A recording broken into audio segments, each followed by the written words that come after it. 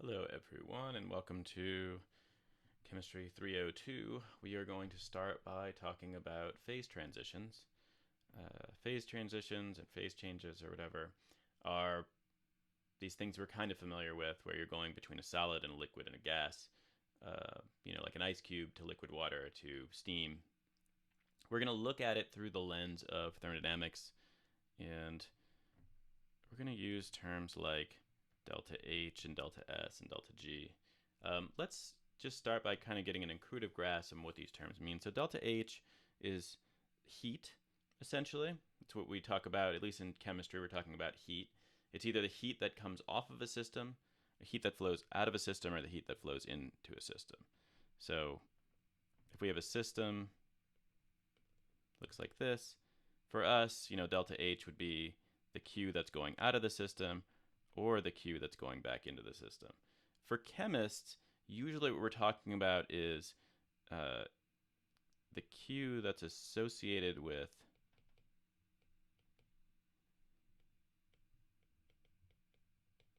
forming and breaking chemical bonds.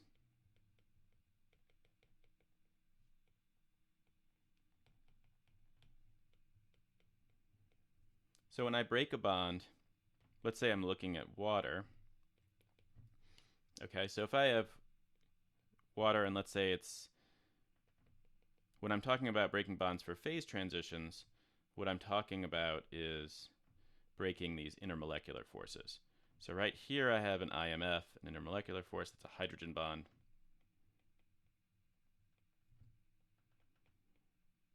And let's say that this is water, like liquid water.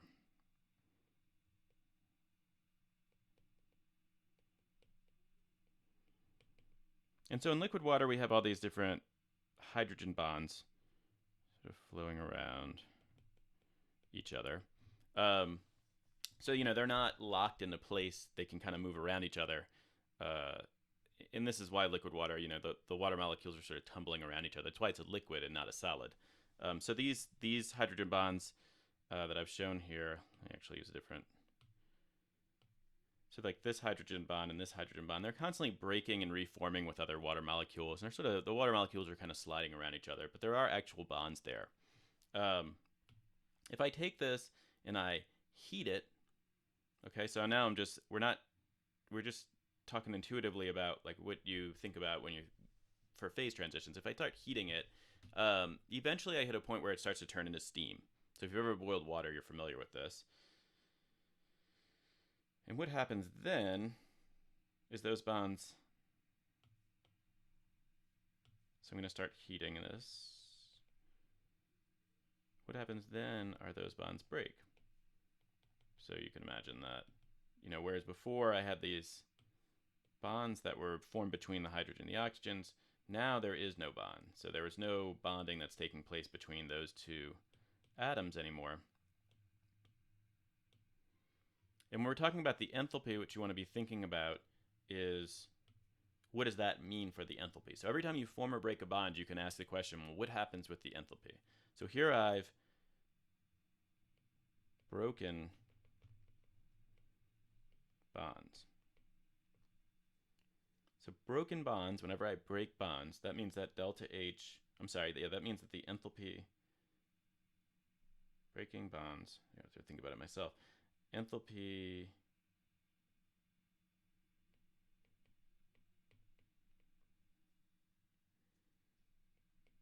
has to flow into the system.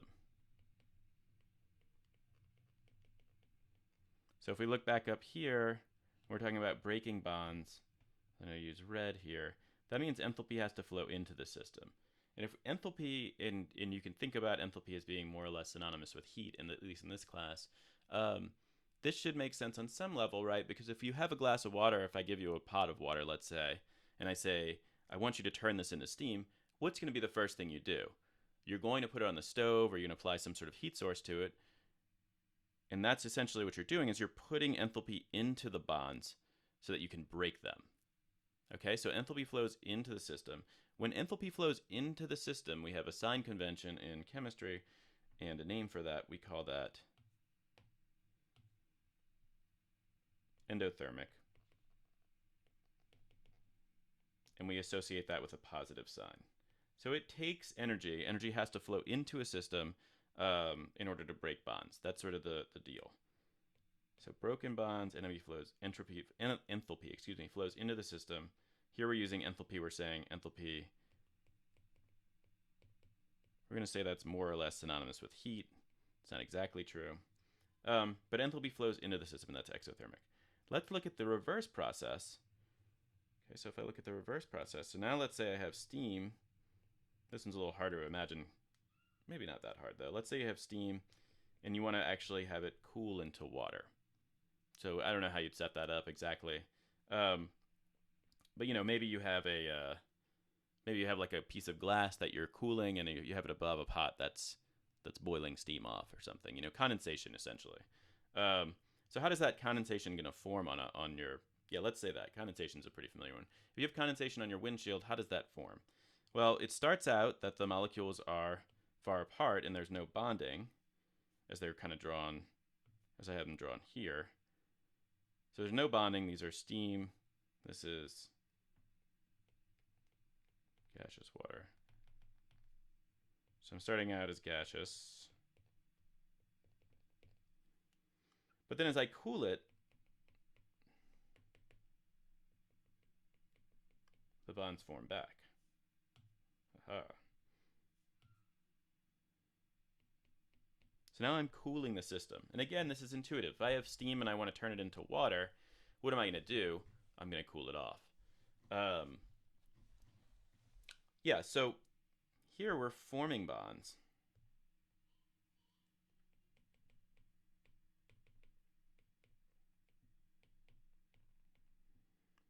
So what happens with the enthalpy? Is it flowing in or out of the system? So use enthalpy interchangeably with heat. Enthalpy flows out of the system, right? I'm cooling it. So if I take steam and I want to convert it to water, I have to pull energy out of it. Enthalpy flows out of the system. Okay, so when I form bonds, enthalpy is going to flow out of the system. So heat is flowing out of the system. Makes sense.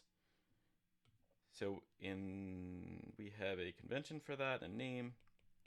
We call that exothermic. And the sign associated with that is negative. So these two little snippets here, here I'll outline them in this pink. These are really useful things to know. You know, this class is online, and at least this semester it is for fall 2020. But even for an online class, I'd say in terms of things to just memorize and have in your pocket, so you're not reaching around for them, this is a really good one to know. At the very least, you should know that bond formation and bond breaking, that's what we're really talking about when we're talking about enthalpy in this class. But when I break bonds, that takes energy. When I form bonds, that releases energy. That's sort of the entirety of what we're trying to get at with all these delta H types calculations and stuff. And it's a small thing to know, but it's a really powerful thing to know. And if you can tie it to an example like this one with water, then you sort of have something to sort of like network it with in your brain. So I feel like you'll remember it better. So that's enthalpy. That's what we're talking about when we're talking about enthalpy. And that's enthalpy as it relates to phase changes. So in a phase change, we're generally not talking about breaking covalent bonds, which would be, you know, these bonds in between the hydrogen and the oxygen. Those don't break in a phase change, but we are talking about some bond breaking and formation. But we're talking about these weak intermolecular forces, weak relative to covalent bonds, which are very strong. If you want to break a covalent bond, you really, really have to heat these things up, and we're not talking about that. Okay, so we sort of arbitrarily define chemical reactions as things where you're having covalent bond formation and breaking. So, you know, hydrogen-oxygen bond, the solid line. And we talk about physical changes, we're talking about intermolecular forces. So there's some change in bonding, but it's not typically what we think of as in terms of chemical reactions. But they all follow the same thermodynamic laws regardless of how we define them. Okay, let's look at delta S then. So delta S, there's a lot of different ways to define this, and the right way to think about it is like it's kind of like a statistical term.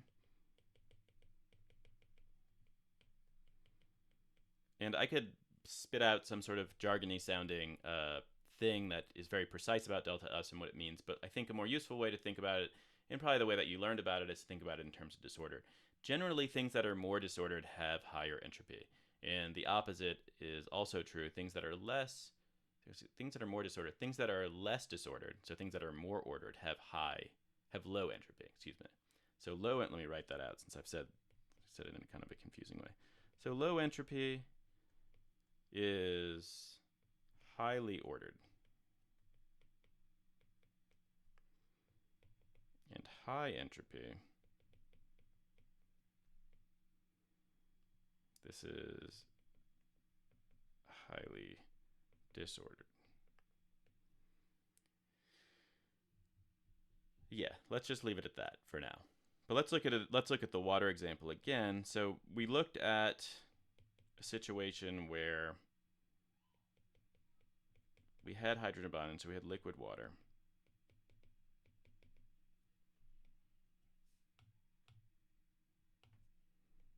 And we have these bonds there. The bonds themselves, like the actual energy associated with forming or breaking a bond, that is what we're talking about with enthalpy. When we talk about entropy, this is why entropy is kind of weird. We're talking about, again, this weird, it's like a weird statistical term that's sort of dependent on the temperature.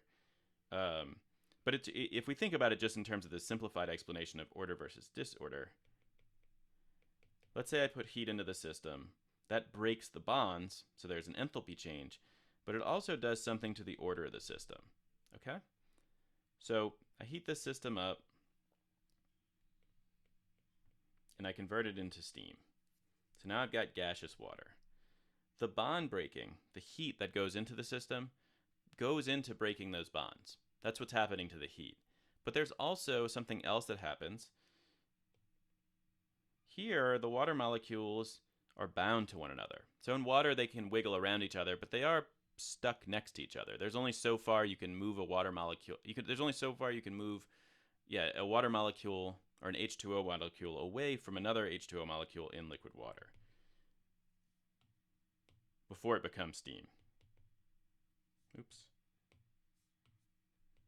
So I guess all I'm trying to say is it's kind of like, actually, let me just pull an analogy. It's macroscopic. It's kind of like if you're holding hands with somebody, you can either be really close to that person, or you can kind of stretch your arms out and be kind of far away, and it'll look kind of weird. But like at some point, if you keep moving away from each other, you have to let go of your hands. Okay, so as long as you're, in this case, you're holding hands, that's the chemical bond. As long as your hands are held to one another, as long as you're holding hands with one another, you've got that chemical bond. And as soon as you release your hands, like if you pull out too far, your hands out too far, now the bond is broken. You and your partner are now gases or have the same bonding structure as gases. And that's what's going on here. So there's I guess what I'm trying to say is there's a limit on how these things can move around. In a sense, right, they're restricted, these two water molecules that I've drawn circles around. Actually, that's kind of messy. These two water molecules that I've drawn circles around, now I've highlighted in orange, they're restricted as far as how they can move with respect to one another. They can't move so far away that their bond breaks to where they release their hands. And so they're sort of restricted, and they have a certain amount of order associated with them. When I break the bond over here, now it doesn't matter what the hell they do. Right? There's no bond that they're trying to maintain. So the water molecules, if you imagine them in a room, right, the water molecules can be either really close together or they can be really far apart. They can be sort of in a lot of different states. And so the more available states that something can exist in, this gets a little closer to the real definition of entropy, the higher the entropy is. And the less number of states that something can exist in, the lower its entropy is. So when you're holding hands with somebody, if you think of your partner or whatever that you're holding hands with, that's a low entropy state. And as you release your hands, now you're in a much higher entropy state. And you can kind of understand that because, like, if you're holding hands with somebody, you are kind of restricted as far as how you can move, right? As soon as you break hands, it doesn't matter. You can move, you can get on a plane and go to the other side of the planet. You have a lot more available states. You don't have to be restricted to whatever your partner wants to do. This is not meant to be some sort of allegory for relationships. I'm really just trying to get at chemical bonding. Uh, so yeah, we've got liquid water, we've got gaseous water. So really what we're talking about here is delta S. And so what do we expect here? So delta S, the change in entropy, um, it's harder to see. Like here we're talking about it up at the top. We're talking about like forming bonds and breaking bonds. Generally, breaking bonds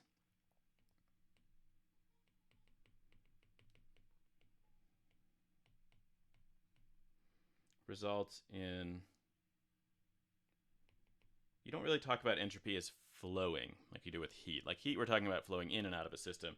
Here we're just talking about like higher order states versus lower order states. So breaking bonds generally leads to, let's say, higher disorder,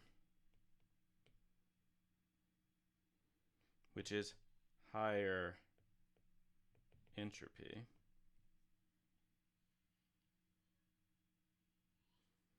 And the sign that we associate with that is positive. So high entropy is considered favorable because it lowers the entropy of the system. High entropy is considered favorable because it lowers the entropy of the system. So things are trying to access as many different states as they can. You know, if I anthropomorphize things, they're trying to get to these states of high entropy.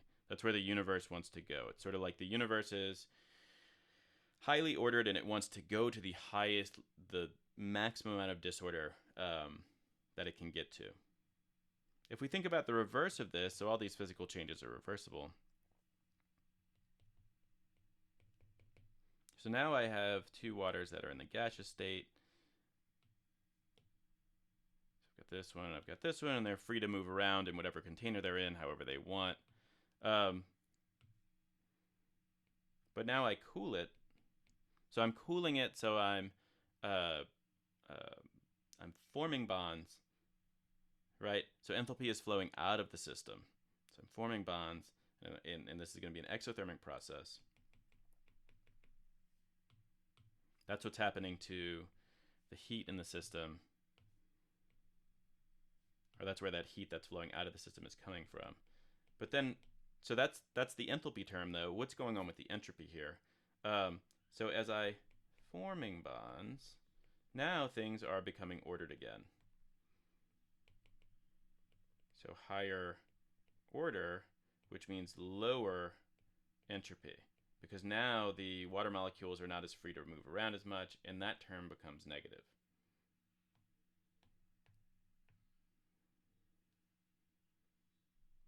Okay, so this is unfavorable. This is favorable. So when you're thinking about favorable versus unfavorable, you can think about it in terms of these, like,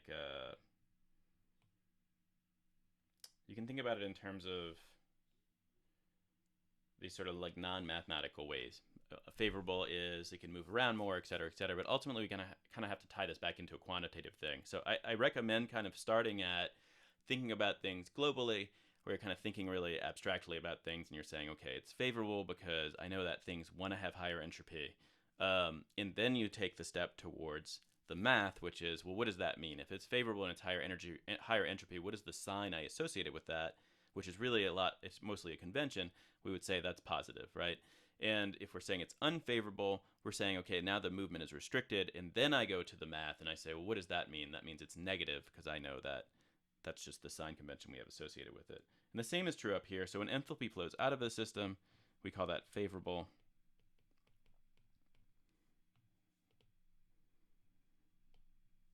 We put a negative sign with it. And when enthalpy flows into a system, pardon my handwriting, but that says unfavorable. And that means that enthalpy is flowing. God, it's so hard. I get confused. Enthalpy, if it's endothermic, enthalpy is flowing into the system. Yeah. Okay. So favorable, unfavorable. What am I hinting at there? So I kind of talked about, we're trying to start qualitative and move into the quantitative. And yeah, what am I trying to say there? So I'm saying favorable, unfavorable. What does that mean then? So if I have a system let's say I look at the system that we've just drawn out here. So we have, let's just look at the one where, let's look at this one where we're going from a liquid to a gas. So I've got a bond between these two molecules. Dun, dun, dun, dun. And I put heat into the system. Oops. This starts to get towards, not exactly how we'd ask a problem on an exam, but like it gets closer to the types of things we're interested in you knowing. So I'm going from having a bond to them breaking up.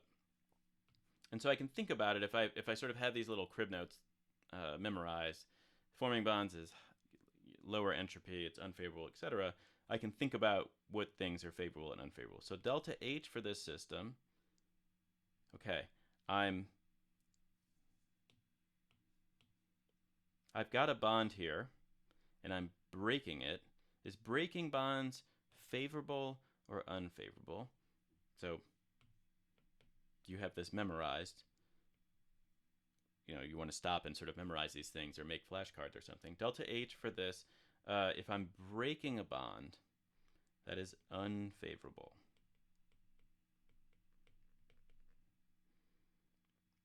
And, you know, if I want to put little brackets down here, I could say, well, breaking a bond, I know that's going to be endothermic.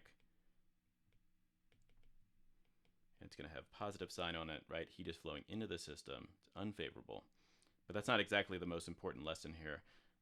Delta S, we're going to come back to that. But the delta S for this, though, is that going to be favorable or unfavorable? Well, I'm going from having bonding, right? So I'm in this restricted state where the water molecules can't get as disordered, if we want to use that definition, as they want to be, right? We want to increase the disorder.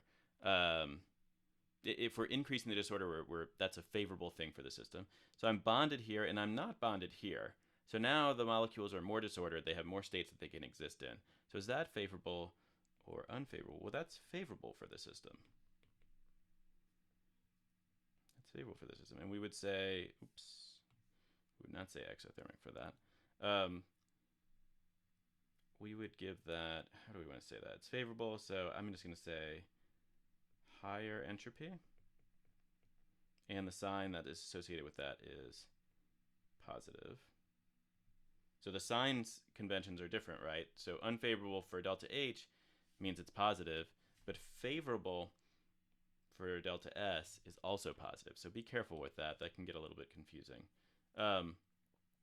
But yeah, the main thing to take away here, the thing that I'm trying to drive you towards is we've got delta H here, which is unfavorable, and we've got delta S here, which is favorable. So how do we know whether or not this reaction is going to go? Right, or this phase change, or whatever you want to call it. Well, you know, one of these things is favoring it, the delta S, but the other thing, the delta H, is not favoring it. So like, it's like we sort of have a picture of whether or not things are going to happen. That's sort of what thermodynamics tries to predict. Is this thing favorable to happen or not?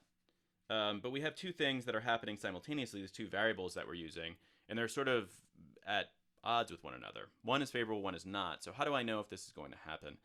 And the thing that we're missing is this third component, which is the free energy. So the free energy for a system pulls together the delta H and the delta S into a single expression and tells you whether or not something will happen. So favorable, unfavorable, delta G sort of ties this all together into a nice, tidy relationship. And so this is when the quantitative stuff comes out. And so at constant pressure, which is almost always where we're working, as chemists, we're working at whatever the atmospheric pressure is usually. The free energy of a system is equal to the enthalpy minus the temperature times the change in entropy. So yeah, what did I just say? It probably doesn't sound like anything particularly useful, but it allows us to come in and tie these things together inside of a single equation. So let's take if delta G, so now we're just going to go straight to looking at math. for this because I guess we can actually talk about it. So delta G, if energy is flowing out of the system,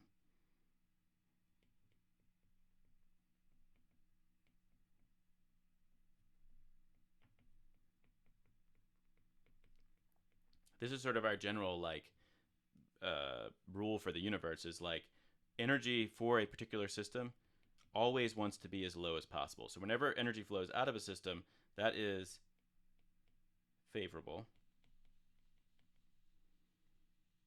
And whenever energy has to flow into a system,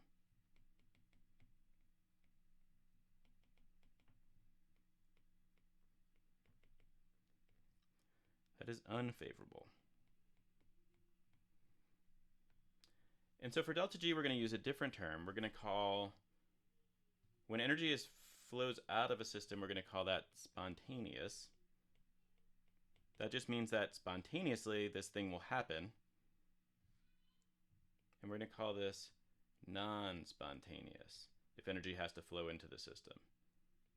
And so all that really means, though, is that if you have like a particular chemical reaction or physical process that's going to happen and it's spontaneous, you don't have to do anything to it. It's just going to happen on its own. If it's non-spontaneous, there might be something you have to do for it. Maybe you have to do work on the system in some way. The sign conventions with this, though, are negative. So spontaneous reactions or processes are negative, and non-spontaneous reactions or processes are positive. So we can take this, though, this piece here.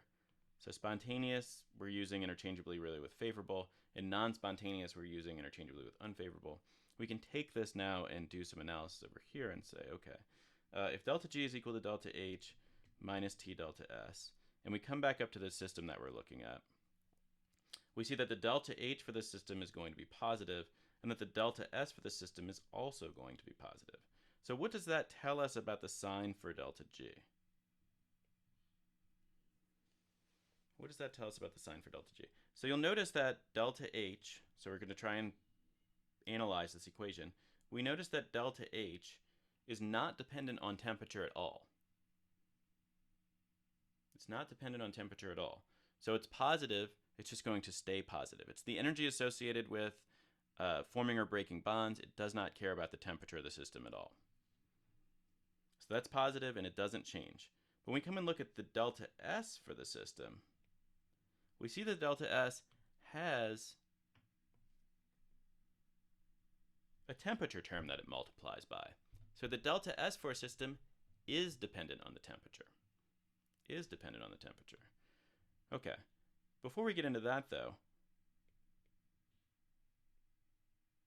we see that this term here is not favorable.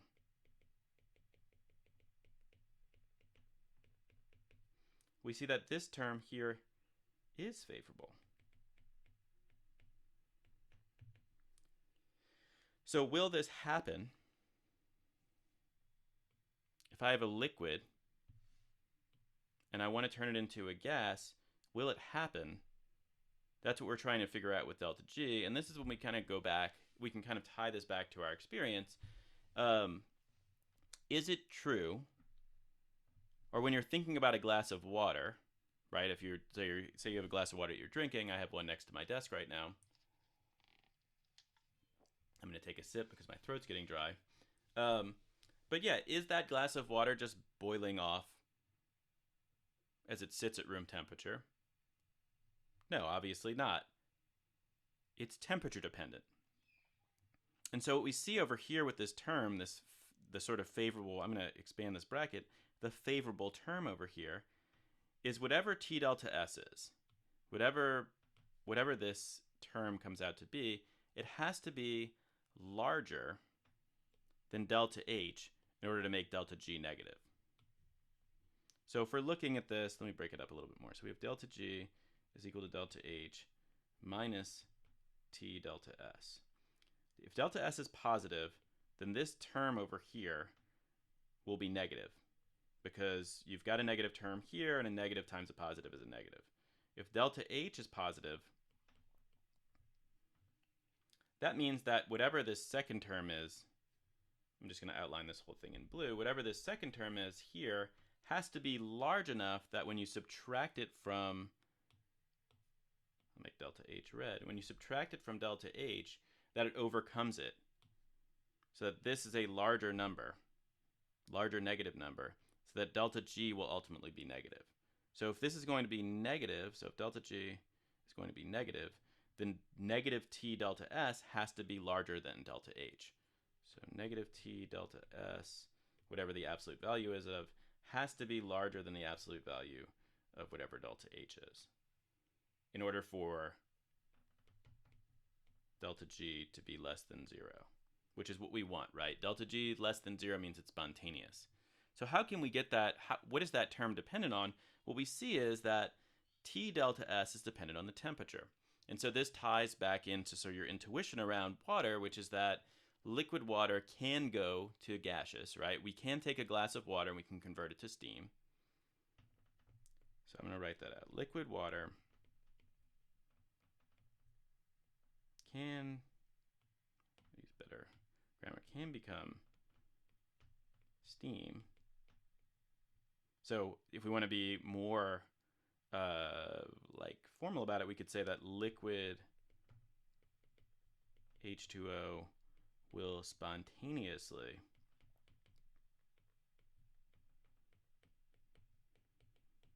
form steam. Okay, that's totally true. The caveat, though, is that, but it has to be at a temperature that allows the entropy term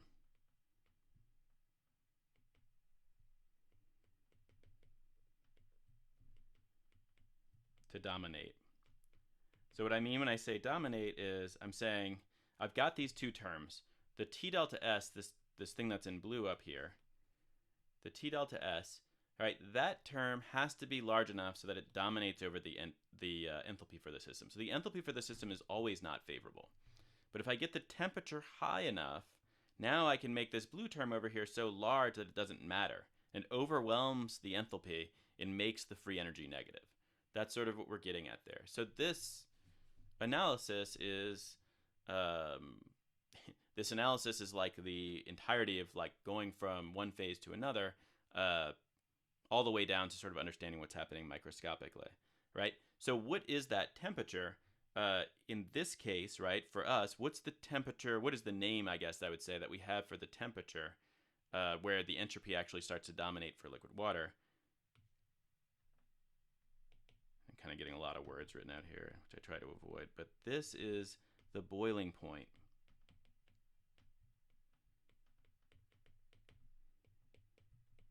of water. Okay, so that's what the boiling point really is. There's probably a lot of different ways to define that, but the boiling point is the temperature at which the delta G switches from being positive, so non-spontaneous, to negative, to spontaneous.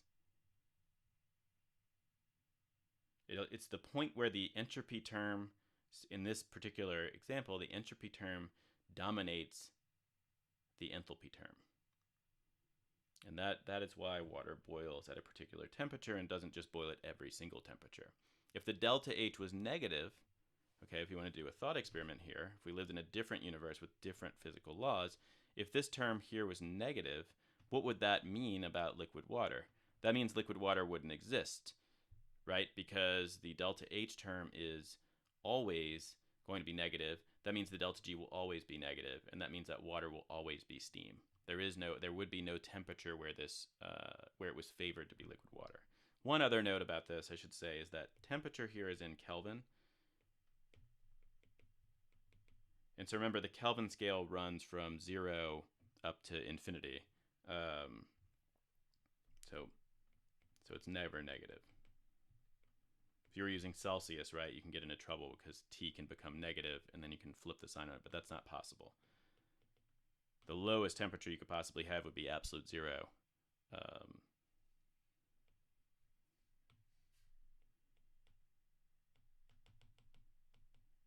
Okay, so anyway, So this analysis, if you can follow along with this and get these little pieces down, let's see, what's this? There we go. If you can get these little pieces down, like breaking bonds, higher disorder, higher entropy, forming bonds, enthalpy flows out of the system, it's exothermic. You can get all those pieces down and put them together with an example like this one, and then tie that into this free energy equation down here. That's pretty good. Like you're really thinking about this at a pretty high level. From that position, you can go and you apply this to any variety of things. So you can think about, so there we're looking at liquid to gas. You can look at going from gas to liquid. You can look at going from solid to liquid. The analysis is always the same.